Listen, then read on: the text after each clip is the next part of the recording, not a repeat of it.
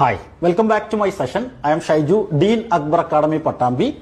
Today's session I am going to talk about travel and tourism. Travel and tourism means the movement of people from one place to another for leisure, business and other activities, which include the companies and industries that support the movement of people.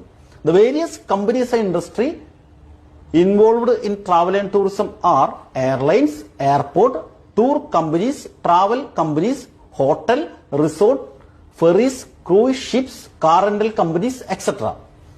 Travel and tourism is the major contributor for the economic development of nations. In India, we have different ministries for center and state in travel and tourism. That indicates the importance of travel and tourism in India. Like India, most of the countries giving too much importance to travel and tourism in order to develop their economy.